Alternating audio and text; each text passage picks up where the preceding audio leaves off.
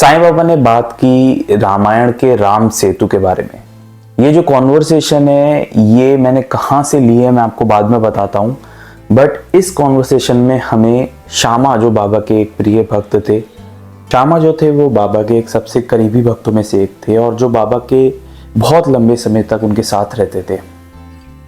एक बार द्वारका माई में श्यामा और बाबा बैठे हुए थे।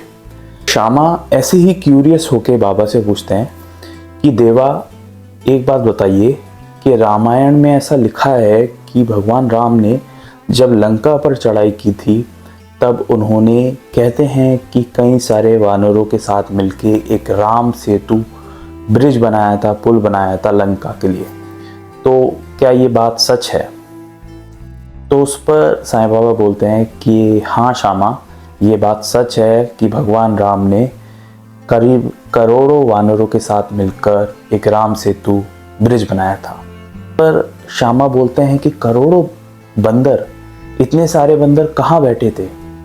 तो बाबा बोलते हैं कि इतने सारे बंदर जो थे वो कुछ पेड़ों पे बैठे थे, कुछ पेड़ों की टहनियों पर बैठे थे और फिर उसके बाद इन सब वानरों ने मिलके एक ब्रिज बनाया राम सेतु। श्यामा को थोड़ा सा यकीन नहीं हुआ और दूसरी तरफ बाबा बहुत सीरियस तरीके से बता रहे थे।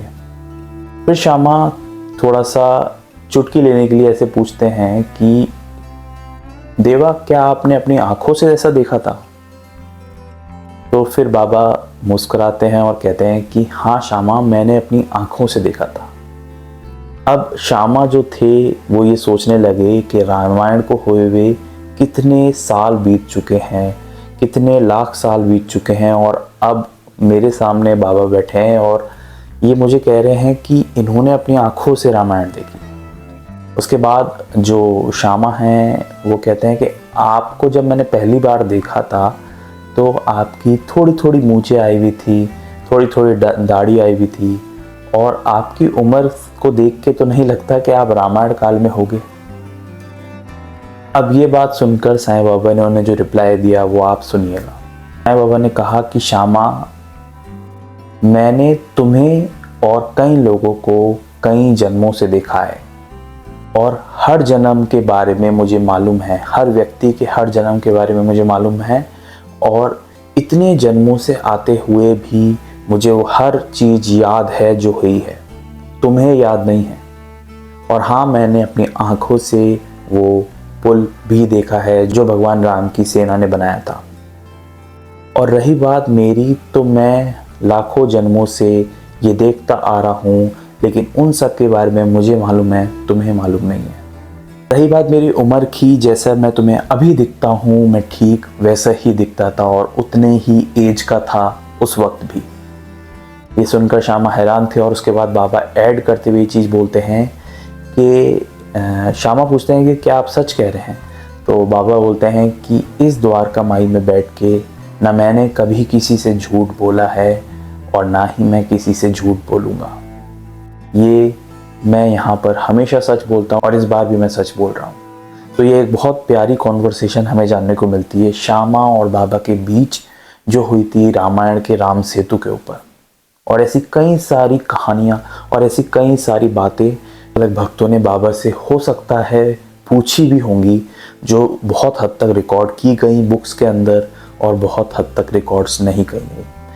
मैं पर्सनली अक्सर ये सोचता हूँ कि ऐसी कितनी सारी बातें हुई होंगी साईं बाबा से जो कि आज भी किताबों में प्रेजेंट नहीं है और ना ही कोई व्यक्ति प्रेजेंट है उस ज़माने का जो हमें बता पाए, क्योंकि कई सारी बातें तो नहीं भी लिखी गई।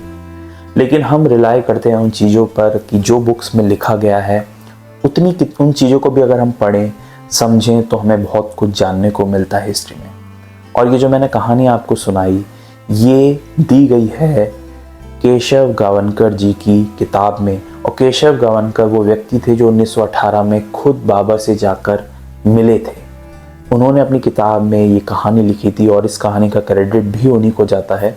और इस कहानी के साथ साथ हमें और भी असली कहानियाँ बुक्स के माध्यम से बाबा से जुड़ी हुई जानने को मिलती हैं और उन्हीं बुक्स को मैं पढ़ता हूँ, क्योंकि मैं अपने आप को कोई गुरु नहीं मानता। मैं एक हिस्टोरियन हूँ जो अलग अलग साईं बाबा से जुड़ी हुई बुक्स को पढ़ता हूँ, स्टोरीज़ को पढ़ता हूँ, ऑथर्स को पढ़ता हूँ और वो असली कहानी आप तक पहुंचाता हूँ।